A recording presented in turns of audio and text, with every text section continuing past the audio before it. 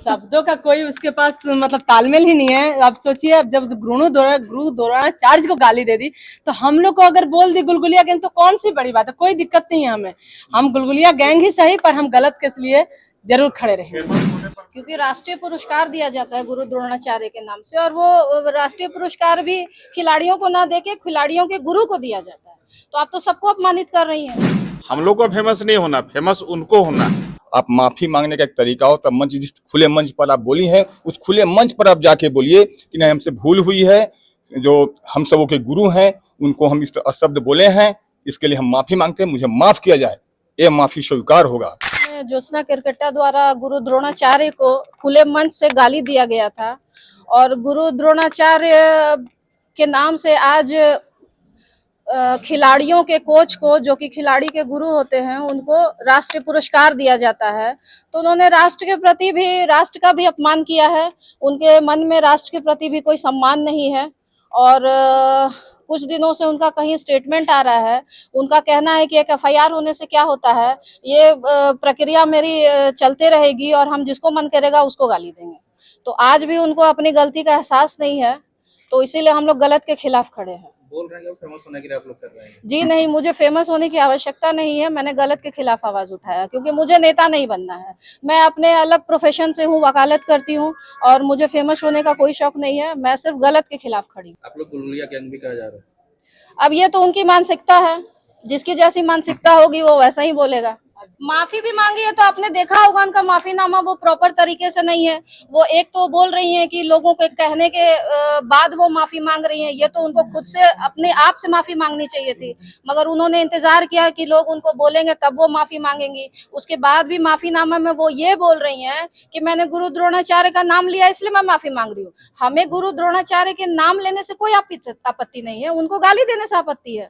तो उन्होंने ये नहीं कहा कि मैंने उनको गाली दिया इसलिए मैं माफी मांग रही हूँ, तो उस माफी का कोई औचित्य नहीं बनता है। आगे अभी हम लोग देख रहे हैं, विचार करेंगे अभी कि आगे हम लोग, लेकिन हाँ ये है कि हम लोग पीछे हटने वाले नहीं। जी बिल्कुल, क्योंकि राष्ट्रीय पुरस्कार दिया जाता है गुरु द्रोणाचार्य के नाम से, और वो राष्ट्रीय पुरस्कार भी खिलाड़ियों को ना देके खिलाड़ियों के गुरु को दिया जाता है। तो आप तो सबको अपमानित कर रही हैं, और आप खुद खेल जगत से रही हुई हैं और शायद खेलती भी हैं, तो आपको इतना भी नहीं पता है कि आप किसको गाली दे रही हैं। और उनका कल परसों भी एक वीडियो जारी हुआ है जिसमें वो बार बार यही बोल रही है कि मुझे जो मन करेगा, जिसको मन करेगा मैं वो बोलूंगी, एक एफआईआर होने से मुझे कोई नहीं रोक सकता है, लेकिन मैं ऐसे ही आगे बढ़ती रहूंगी। तो एक्चुअली में फेमस तो उन्हें होना है, फेमस हमें नहीं होना है। जिसको शब्दों का कोई उसके पास मतलब तालमेल ही नहीं है। आप सोचिए, अब जब गुरु द्रोणाचार्य को गाली दे दी तो हम लोग को अगर बोल दी गुलगुलिया गैंग तो कौन सी बड़ी बात है, कोई दिक्कत नहीं है हमें। हम गुलगुलिया गैंग ही सही, पर हम गलत के लिए जरूर खड़े रहेंगे। उनके जो शब्द थे सिर्फ यही थे कि नाम लेना, तो हम तो चाहते हैं गुरु द्रोणाचार्य की नाम लीजिए, राम का नाम लीजिए, भगवान का नाम लीजिए, तो नाम लेना गलत थोड़े है। आप ये कहेंगी ना कि हमने अपशब्द जो इस्तेमाल किया उसके लिए माफी मांगते हैं, और दोबारा हम इस तरह किसी के लिए भी कोई अपशब्द इस्तेमाल नहीं करेंगे, ये माफी हमें चाहिए, वो माफी स्वीकार हो सकती है। सिटी एसपी सर ने बोला हम इस पर आगे कार्रवाई करेंगे, और हमें विश्वास भी है अगर फिर भी नहीं होती है तो आप जान रहे हैं कि पूरा समाज आंदोलन करेगा, पूरा समाज आक्रोशित है, क्योंकि गलत कोई समाज बर्दाश्त नहीं करता, किसी को गाली कोई बर्दाश्त नहीं कर सकता, और हम तो बिल्कुल बर्दाश्त नहीं करेंगे।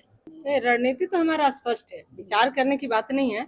रणनीति स्पष्ट है कि जब तक इस पे न्यायोचित कार्रवाई ना हो जाए, या उनकी जो माफी, जो एक्चुअल माफी होनी चाहिए इस शब्द को लेकर के, वो नहीं करती है वो, तब तक हमारा आंदोलन जारी रहेगा, और हम लोग उसको न्याय लेकर रहेंगे। हम जगह जगह से कितने एफआईआर अभी तक हुए हैं? अभी तक 3 जगह से एफआईआर हो गए हैं, आगे डाल्टनगंज में भी होने का उम्मीद है होगा। रांची में भी अभी कई संगठन इस पर आक्रोशित होंगे और कई संगठनों द्वारा की जाएगी, लेकिन अभी हम लोग इंतजार करेंगे क्योंकि हमें प्रशासन पे थोड़ा भरोसा है। हम लोग अभी थाना में मिले हैं, अभी वरीय अधिकारी से तो अब मिल रहे हैं हम लोग ना, तो थोड़ा भरोसा है, उस भरोसे का इंतजार कर रहे हैं कि प्रशासन कार्रवाई करेगी, इसलिए थोड़ा सा वेट कर रहे हैं। नहीं होगी कार्रवाई तो फिर तो आगे सभी लोग तैयार हैं। फेमस होने की जहां तक बात रही, तो फेमस होने पे ज्योत्सना केरकेट्टा ने खुद कहा है कि जयराम महतो गाली बकबक के नेता बन गया, तो हम भी बकबक के काहे नहीं बनेंगे। तो फेमस होना उनको है, उनको फेमस होना है तरह तरह का डायलॉग देकर। उसी क्रम में ये भी एक डायलॉग बाजी था जो उन पर भारी पड़ गया। हम लोग को फेमस नहीं होना, फेमस उनको होना है। भारत लोकतांत्रिक देश है, और यहाँ पर किसी को भी कुछ भी बोलने का अधिकार है। लेकिन ये अधिकार आपको किसने दिया कि गुरु द्रोणाचार्य को आप हरामखोर कहें? जिस गुरु द्रोणाचार्य पर भारत सरकार अवार्ड देती है, तो ऐसे में तो उन सभी को भी गाली है जिनको ये अवार्ड मिला। और साथ में ये भारत सरकार के द्वारा अगर ये अवार्ड दिया जाता है तो ये भारत सरकार का अवमानना है, ये राष्ट्रद्रोह का भी मामला बनता है। हम सेवा सनातनी मंच से हम अध्यक्ष हैं। इस नाते हमारे गुरु, हम लोग गुरु मानते हैं, और गुरु का कोई भर्त्सना करेगा या गाली देगा तो बर्दाश्त नहीं करें कतई। सनातन धर्म का जो नियम ही है कि गुरु, जिसे हम गुरु मानते हैं, उसको खुले मंच पर आप गाली दीजिएगा, ये किस हिसाब से बर्दाश्त किया जाएगा? और गाली हम क्या बोल रहे हैं कि हम गलती मान लें, गलती मानने का एक तरीका होता है, क्योंकि आप हाँ सॉरी ऐसे नहीं होता है। सनातन धर्म के हिसाब से आप माफी मांगने का एक तरीका हो, तब मंच, जिस खुले मंच पर आप बोली हैं, उस खुले मंच पर आप जाके बोलिए कि नहीं, हमसे भूल हुई है, जो हम सबों के गुरु हैं उनको हम इस शब्द बोले हैं, इसके लिए हम माफी मांगते हैं, मुझे माफ किया जाए। ये माफी स्वीकार होगा। हम लोग नहीं तो पूरे सनातन धर्म के जो भी समाजसेवी हैं, संगठन के लोग जो हैं, धरना प्रदर्शन जो भी होगा, इनके लिए कठोर से कठोर, माने इस शब्द का जो भी कठोर से कठोर सजा होगा दिलाने का प्रयास करेंगे। लाइव लगातार के वीडियो को लाइक करें, सब्सक्राइब करें और बेल आइकॉन को दबाना न भूलें।